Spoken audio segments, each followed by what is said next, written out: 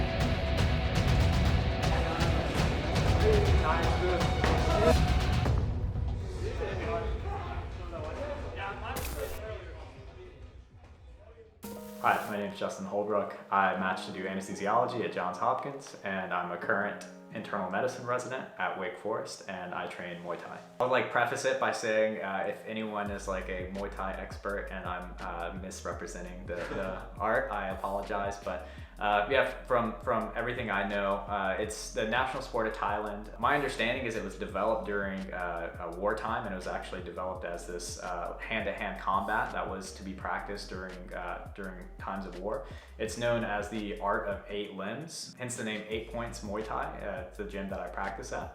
It's called the art of 8 limbs because you have your hands, you have your legs, you have your elbows, and you have your knees. So I would say it's most similar to kickboxing, with a little bit of difference being that you can also use elbows, you can use knees, and there's also clinch fighting. And so clinch fighting being, if you've ever seen boxing and kind of people come up and they wrap up to each other, in boxing that's often separated. In Muay Thai, you can stay in the clinch and you can throw elbows, you can throw knees, you can toss, you can do sweeps and tosses and that sort of thing.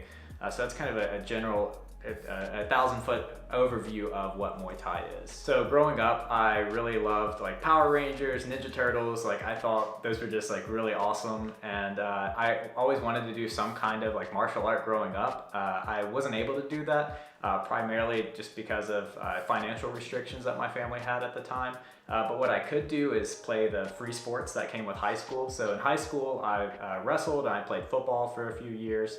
And that's what got me into training. I was doing weightlifting associated with those sports. Whenever I got to undergrad, I was actually very intimidated by the medical school process. So both of my parents actually had dropped out of high school, and I was very intimidated by the whole med school process. I thought it would be essentially impossible to get in. And I remember in undergrad, I came across this quote that said, I must be willing to sacrifice who I am to become what I will become. And so actually in undergrad, I kind of had this identity shift where I stopped training for a while and I put 100% of my focus into trying to get into medical school. Because again, I thought it was going to be impossible and I was just so intimidated by it. Fortunately, it ended up working out. I got into medical school, but honestly, I think I felt like there was a part of my identity that was missing and that I'd kind of abandoned. So it was while I was in medical school that I actually started training again, started weightlifting, picked up Muay Thai. For me, it was a way of reconnecting with a past identity of myself that I had always considered very important. Once I got into medical school, I still was very intimidated by the process. I started out, I was studying a ton, but then eventually there kind of came a point where I realized oh, actually I can do this. I do belong here. I can do well in this setting.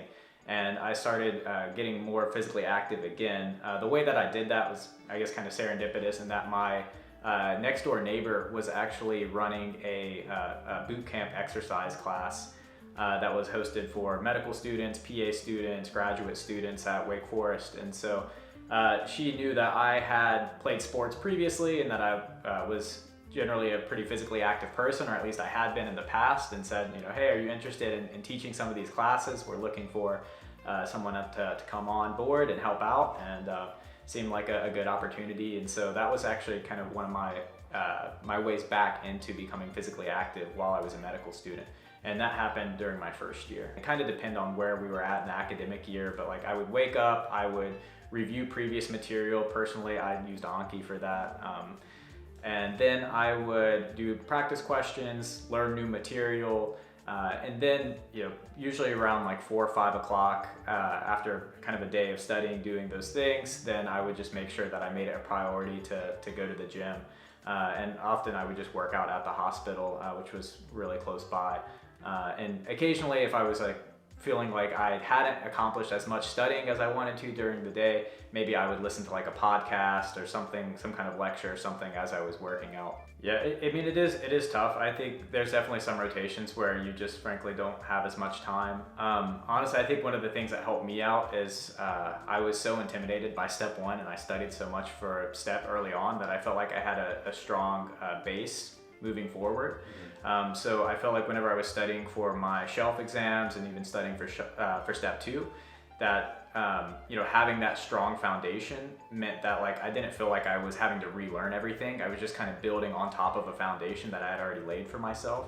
And so because I think I did myself some favors on the front end, I was able to enjoy things on the back end a little bit more. And so that allowed me a little bit more flexibility to make sure I delegate more time to exercising. And like I said, even if I was feeling busy and if I felt almost like guilty for exercising, there's times whenever I would like listen to a podcast. So I'd listen to like Divine Intervention podcast or something like that. So I felt like, even though I'm not doing dedicated studying time today, I'm still getting some amount of studying in, and I found that for myself that was enough.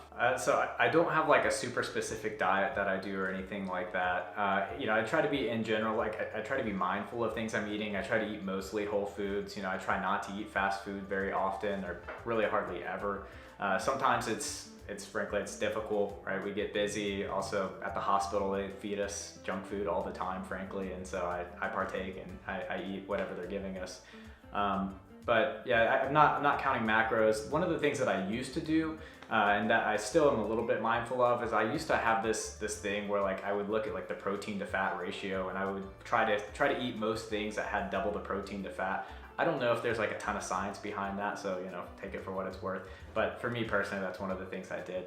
Something I've been doing more and during intern year that I thought was helpful is I've been making overnight oats, and so I've really enjoyed those. It's like a very consistent breakfast that I have every morning. I add protein to it, I mix it up, or I change it up. Sometimes I have, like chocolate chips, sometimes I add different fruits, pumpkin spice. It's fall right now, that's kind of what I've been doing lately. But yeah, no like super specific diet that I eat. I just try to be mindful of avoiding a lot of fast food and junk food if I can. Honestly, intern year has been really great overall. I would say I'm legitimately happy most of the time that I'm at work. Like I really enjoy the people that I work with. I think it's really cool to start to feel more and more like a doctor as time goes on, feeling more confident with making decisions and interacting with our patients.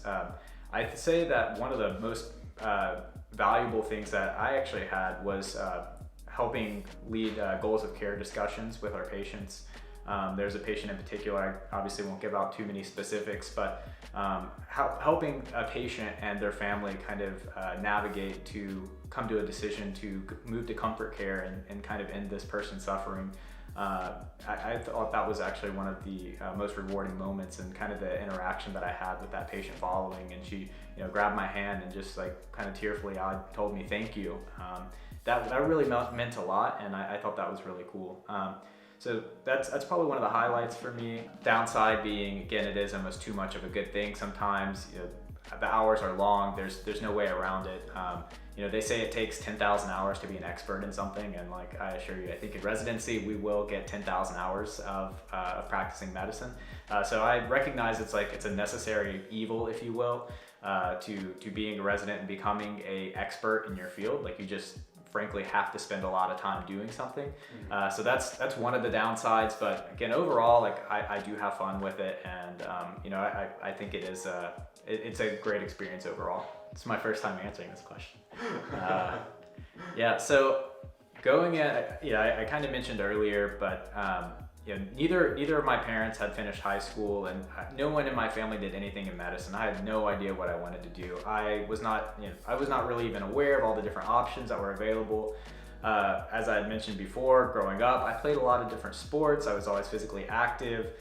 During undergrad, I was a tutor in a cadaver lab teaching musculoskeletal anatomy. I was an exercise physiology major. So all of these things made ortho seem like the natural choice, because I just kind of fit the mold for that stereotype. So going in, I was thinking maybe orthopedics.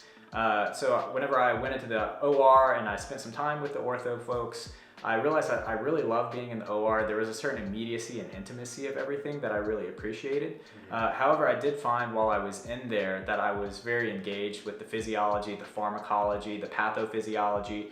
And so I started questioning, well, maybe I'm more of a medicine person then.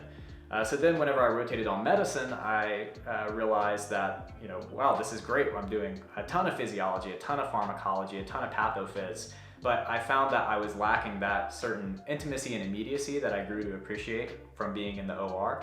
I did my anesthesiology rotation and found that it was this amazing combination of the immediacy and intimacy that I grew to love of being in the OR, but also was still jam-packed full of physiology, pharmacology. And so for me, it was just like a perfect combination of those things. I remember being in the OR and having our patient who is kind of becoming unstable, and the resident directing me, okay, here's the medications that we're gonna push, and then pushing these medications, and then seeing the patient just immediately respond to that. And I think we had some like Led Zeppelin playing on in the background or something, and it just felt this like epic moment of like, wow, this is so cool, this is such great medicine.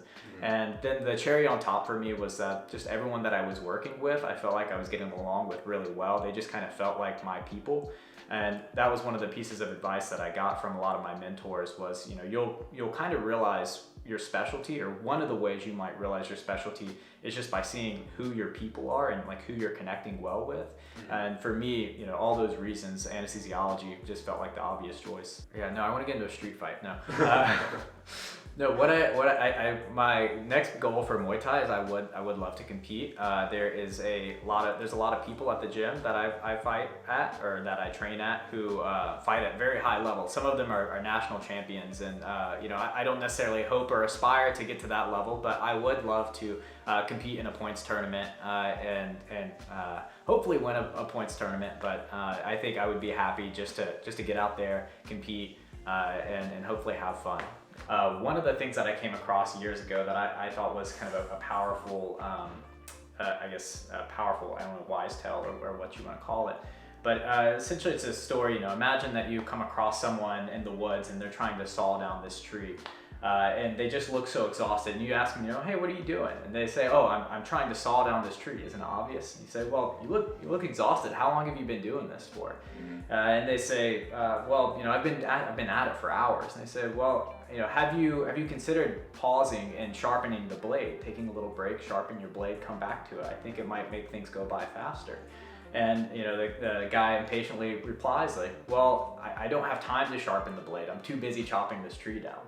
And I think in medicine, and I guess really all things, but medicine especially, we kind of get into that same rut where we're like doing the same thing over and over, and to an extent where we're becoming inefficient at it, and like really recognizing that, like taking a pause and taking a step back and doing things that will sharpen our blade, so to speak, and finding whatever it is for you, whether that's being physically active or doing art or finding something. But I just know, like myself, I found that one time actually whenever I was studying for step one, that like I was like studying for like 12 plus hours a day and just like really like grinding. But eventually there came a point where I had this massive drop off in my scores, and like I just started getting so stressed and was thinking like, what is going on? And I just realized like I just wasn't sleeping enough. I wasn't doing the things that were making me happy enough. And so like I just really needed to like remind myself that like it's okay to like sharpen that blade. Like I need to take a step back, sharpen the blade, and then go back into it. And really for me, that was like a huge difference. Whenever I started sleeping more, I started exercising more, like my scores all jumped back up. So yeah, I think motivation not necessary to become motivated. I think it's it's important to remember that like it's important to sharpen that blade and to do things that will make you more efficient for your ultimate goal.